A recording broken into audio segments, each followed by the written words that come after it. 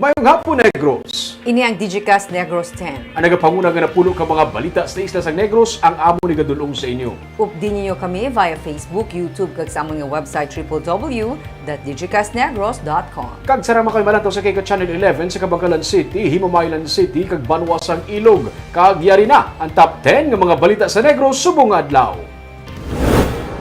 14 ka mga empleyado sa Bacolod City PAO kag 5 ka mga security ni Mayor Bing nagpositibo sa COVID-19. Babae nga nagabusong patay, 3 pilason sa pagbungguan ay sa 2 ka mga motorsiklo. 19 anyos, natukiban nga nagsubmit sa peking RT-PCR test result. Inspeksyon kag emission sa light vehicles para sa renewal sa rehistro dapat na ipaagi sa PMVIC. Kag, security dog sang isa ka store, napatay isa ka adlaw matapos mag-trending online. Inatanan sa Digicast Negros X.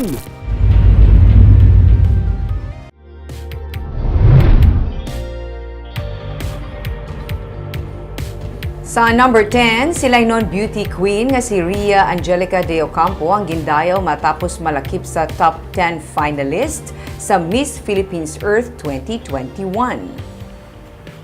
Ginpabugal, nanday sila'y City Mayor Mark Goles kag 3rd District Congressman Kiko Benitez ang flight attendant nga si Rhea Angelica de Ocampo matapos nga madala siya sa top 10 sa virtual pageant sa Miss Philippines Earth 2021 sang Domingo. Tourism Management graduate sang La Consolacion College, Bacolod, si De Ocampo, nga nangin linay sang silay sang 2012 kag nangin second runner-up man sa linay sang Negros sang 2013.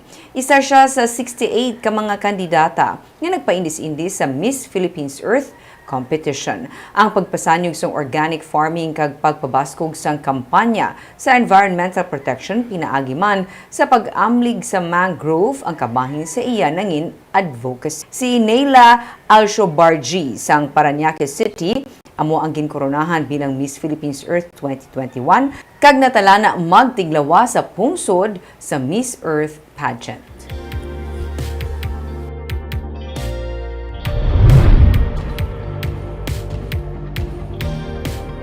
Sa number 9, ginatugyan sa karon sa gobernador sa Provincial Legal Office ang mga tika nga pagahimuon ini matapos matukiban nga may isa ka manugpuli sa probinsya kadag submit sa peke nga RT-PCR test result. Sunod sa kay Governor Eugenio Jose Lacson, ang kasubong nga insidente ginakabig sa probinsya nga isa ka serious offense, ilabi na ang ini nga nagabutang sa peligro sang kabuhi sang iban. Isa ka 19 anyos ka Negrense ay nagsubmit sa isa ka fake negative RT-PCR test result sang Domingo sunod sa kay Provincial Administrator Refrando Diaz. Ang peke nga certification nagaaligar nga ini ang gikan sa molecular laboratory sa Mandaluyong. Nagsubmit man ang 19 anyos ang peke nga espas nga sunod sa kay Diaz wala ginaprubahan. Ginsilingan nagbayad ang 19 anyos sang 2,000 pesos para sa among certification kag magapauli siya paagi sa barko. Sunod kay Lacson, kung ano ang nakasaad sa lahi amo ang mangintika nga ipatuman. I will leave that to the legal office once verified that it was fake. Whatever is applicable, we take this as a very serious offense, which endangers the life of others.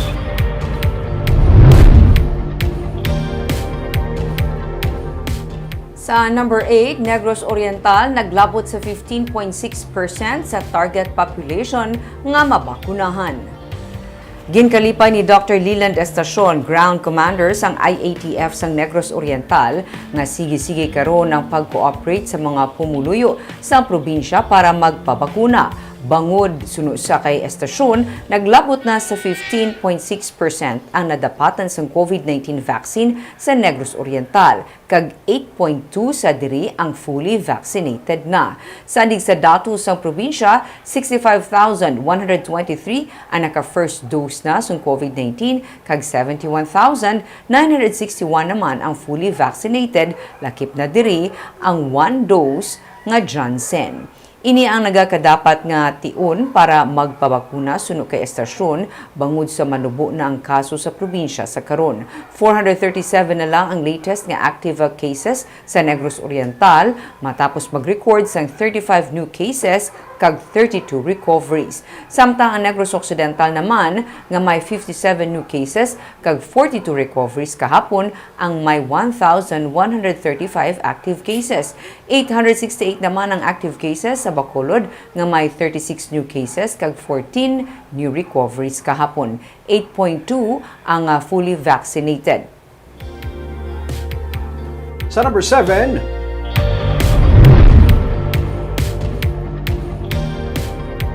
masobra sa 1.2 bilyones pesos ka balor sa shabu nakuha sa separado nga mga buy-bust operation sa Bacolod City.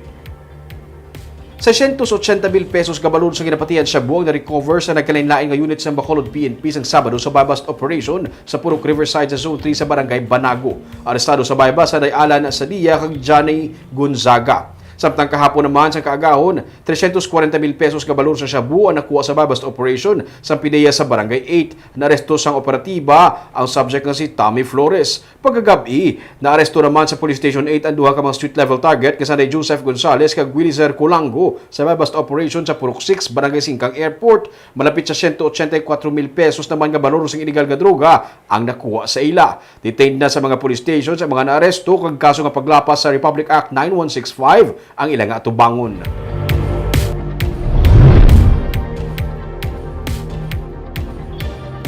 Sa number 6, bangkay sang 14 anyos nga bata nga nalumos sa Lake Banlin sa Sayaw sa Negros Oriental ang nakit-an na.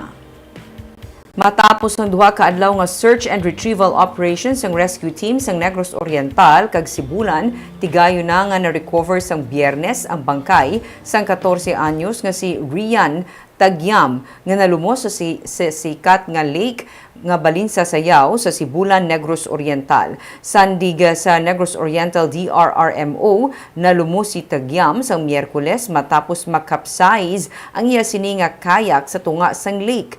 Ang iya upod sa pagkayak, ang tigayo naman nga naluwas. Biyernes ang hapon nakita ang bangkay sang biktima. Wala ini naglutaw kag ini ang na-detect paagi sa sonar.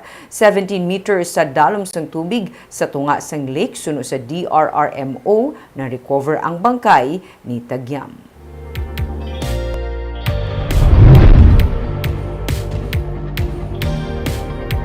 Sa number 5, isa ka babae nga nagabusong ang patay kag 3 ka iban pang pilason sa magbungguanay ang duha ka mga motorsiklo.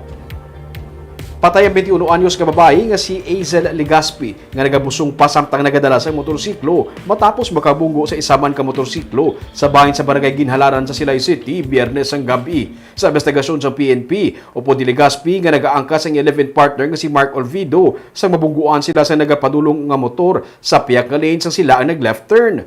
Bangod sa impact, pareho nga naglabog sa Legaspi kag Olvido pati na ang sakay sa isa pagig ka motor nga sa John Mark Saldo kag Enrique Trujillo. Patay si Legaspi bangod sang head injuries, samtang pilaso naman ang iya partner kag ang duha ka mga sakay sa isa ka motorsiklo.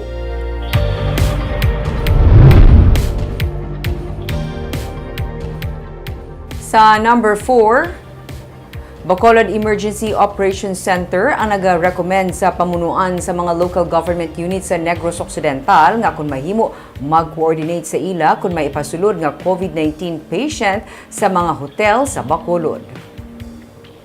Hindi mapuwersa sa Bacolod EOC ang mga hotel kag pension houses nga ginahimo karon bilang isolation facility nga hindi magbaton sa mga COVID-19 positive.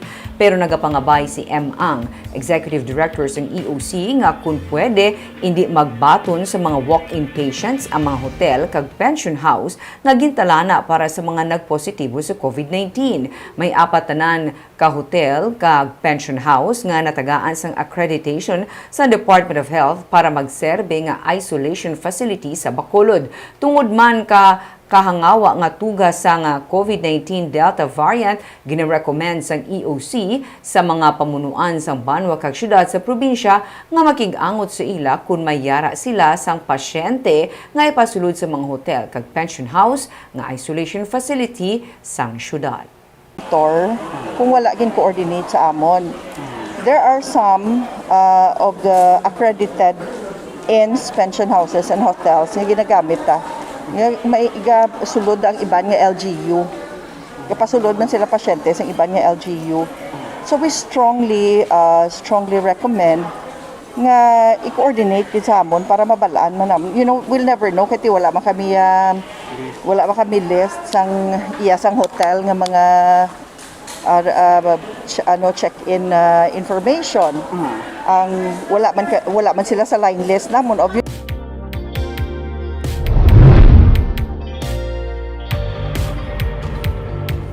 Sa number 3, hindi pa puno ang mga COVID-19 designated hospital sa probinsya kag may nagakaigo pa nga mga hulot para sa mga pasyente. Inisunod sa kay Negros Occidental Governor Eugenio Jose Lacson kasunod sa pagpaidalom sa Department of Health sa probinsya sa Alert Level 2. Nga amo ang alert level nga nagakasayuran nga nagapanaog ang kaso sa COVID-19 pero nagasaka ang healthcare utilization. Sunod sa gobernador, ligwa ang mga ospital sa probinsya sa karon. Sa regional nga Sinapol, sunod sa kay Lacson, ginsiling sa DOH Region 6 nga maayo sa karon ang kahimtangan sa probinsya. Wala sa pagbago sa abiso sa DOH sa mga dapat ipatuman, nagalakip na sa pagpatigayon sa contact tracing, treatment, minimum health protocols, pagpatuman sa border control, kag pag-require sang S-Pass nga ginapatuman naman sa karon sa probinsya. Ginatutukan sa karon ang Iloilo City kag Iloilo Province bangod sa COVID-19 cases nila ang kagpag-record sa mansang Delta variants. We are in alert level 2, no? But it's not because that our hospitals are full. That is what I can say for now, no? That our hospitals are not fully occupied. There are still beds available for COVID positive patients. No, again, it depends on their situation. No, if you're asymptomatic, then of course we can just manage you in our quarantine area. But if you are critical or severe, that's where we have to manage you in the hospital. Sa number 2,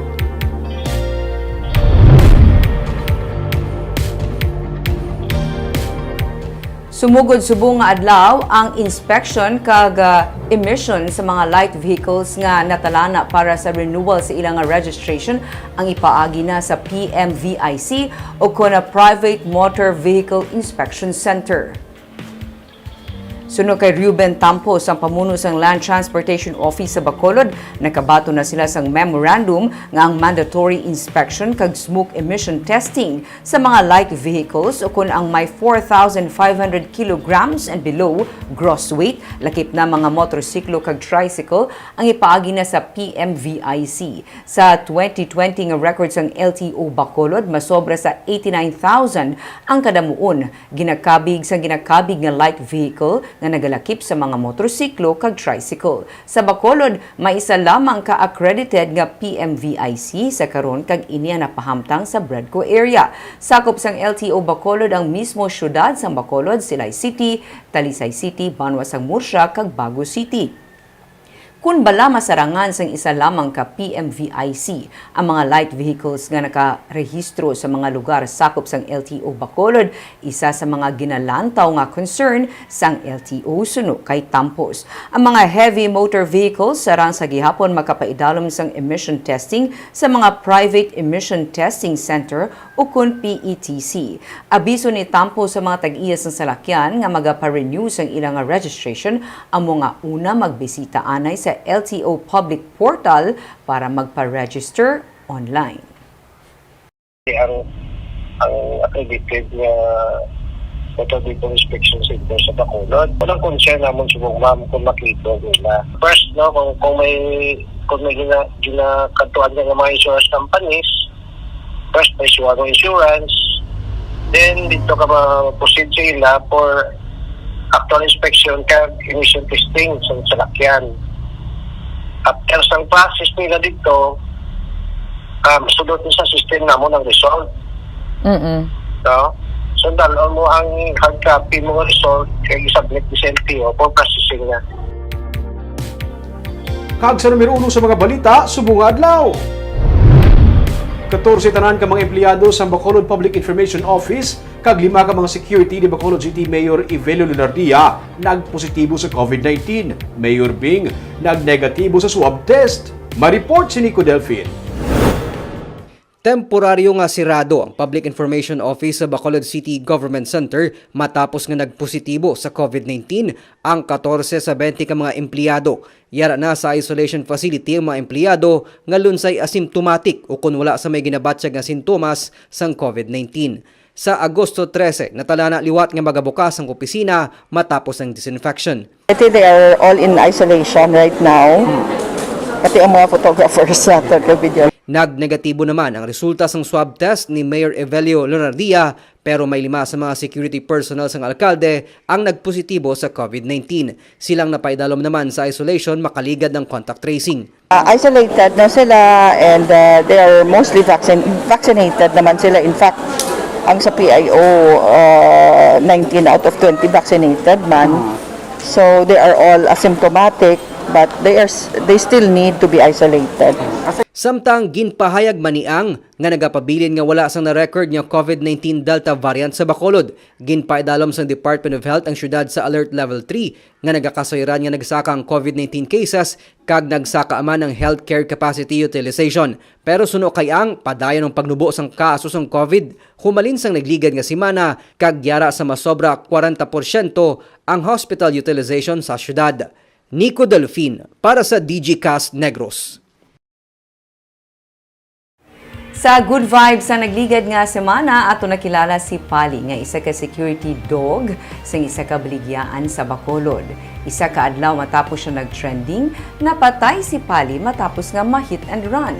Yaring report ni Romeo Subaldo. Sa entrance ng Wakong sa Capitol Shopping Center, may litrato ni Pali nga nabutang bilang pagdumdum sa iya. Huwebes, ato nakilala si Pali, short for Palito, ang guard dog sang Wakong nga may uniform kag ID pa. Kadamo sa natandog sa istorya ni Pali nga gikan sa layaw nga ido, nakakita sa panibag-o nga pamilya. Isa ka adlaw matapos mag-trending, naipit si Pali, na hit and run siya sa gwa sang store. Sunod siya kay Ching Yap Kanyada ang nagsapupo sa iya, gikan siya sa tabok para magtamwa sa iya abyan nga isa man ka ido. Pabalik na siya, sa ginalit na lang nga maipit. Sa tabok na to, may playmate na siya mo. Sa kaido ta? Sa kaido. Kung gaya daga play, sinabi sa balik. Pagkabalik yan na to, amo na to. Yung naglabay na nga sa lakyan. Tapos, naigo din siya duro. Nagkinarankaran ang tanan sa makita nga naipit siya. Si Pali, nakahingagaw pa magdalagan malapit sa portahan sa Wakong antes na patay. Naghalad sila sa bulak ang nagsindi sang kandila sa lugar kung sa diin nabugtuan sa ginhawa si Pali. Ano kayo dati siya o kaloy, hindi sa sura, hindi struggle. Kasi siya nga, wala mo palik diyaw. Tapos dira na siya nagbigda. Pagin po tayo nila. Ano daw yun? Pag naog ko, gahampang ka pa. Pag aga po sa kaguhampang ka pa, pag naog ko, wala na. Matapos makita nga nag-trending si Pali, may mga nagkadto sa Wakong para magpa-picture sa iya. May mga nagkadto pa sa store kag nagpangita sa iya. Customer pa rin ko, nagpa-picture sa iya. May napakadto pa din sa iya? Nagpa-picture pa? Picture pa. Tapos sa hapon, na-shock na siya. Pagkabos na balik pa sila. Ito dyan na iyang friend. Hayang duwa ka customer, nag-ibig yung... Nag-ibig pa customer? Nag-ibig din sila duwa. Kaya bali, ngayon nang rescued kami stray dogs. Ay, tourist Tapos dog lover, gid sila dyan mo na doon ka-live. Tapos bali sila na sa story nga doon ka-buot. Habang ko picturean, ta kang hindi man kag-mangayon sa picture yun ni Pali. Ano kayo? Picture mo sa kay Pali. Para sa body ni Pali nga si Nievic Vibal, naglinong kag masubuon na ang iyang pagbantay sa store ilabi na kung gabi, kay wala na siya sang kaupod. Wala na kuno sa may nagasunod-sunod sa iya kung mag-grooving siya. Wala naman sa may nagasugat sa iya sa pag-abot niya sa trabaho. Talain mo ka balay pa minsan eh. Oy, wala na nga ako na body. Talain mo minsan mo, dumahibi. Kung ano hindi magkahibi, ano wala. Talain mo sa mahal mo ng isa kayo do, madula pagka naupon pa ka mo ng pa-interview, tapos pagkaaga patay siya. Sa karon, ginatamuanay ni Nievic ang isa pagid kaido nga body man ni Pali nga yara sa tabok nila. Na-rescue man siya sang uto di Ching nga si Frankie Ting ang nag-rescue kag nagsapupuman kay Pali. Barb, ini klase nga balita nga halin sa good vibes, nangin bad vibes siya sa aton, no? May nga, pagkabalo ko sa balita, nasubuan ko actually. Nang do ka sadya, pa supposed to be kay Pali, no? Nga sa iya nga nadangatan. Tapos ang utong natapos. Thursday ta siya gipagwa. Thursday afternoon. Pag Friday afternoon, napatay siya, nagpabalo ang tag-iya nga napatay. Kag wala siya ginbaliki. Gitadran siya nga biktima. Oo, no. Kabalo to na nagbunggo sa iya nga nabungguan siya. Ambal sa mga witnesses dito sa lugar, do nagpundo kadali sa puntana pero nagrekta na lang dason. It's either nahadlok siya or wala lang siya minga care o na naman. At least balila si Pali, at least kahit paano kung nakatag kalipayan sa mga empleyado, sa mga tao. Kami nagkadto pa dito mong after nakita siya sa nag-trending siya sa Facebook. Nagkadto dito kaya pa-picture pa sa iya the following day. Pagkahapon napatay siya. Wala na ko niyang balming. Kagapo yan itong mga balita sa Negros, subong nga adlaw. Kay man sa panahon karon importante nga maihibalo ka sa nagakatapo sa imo nga palibot. Pero dapat balanse kag eksakto ang mga impormasyon. Padayon kami nga magapangalagad sa Negrosanon. Ako si Barbara Mijares. Tugtub sa buwas, ako naman si Romeo Subaldo, mayong hapon.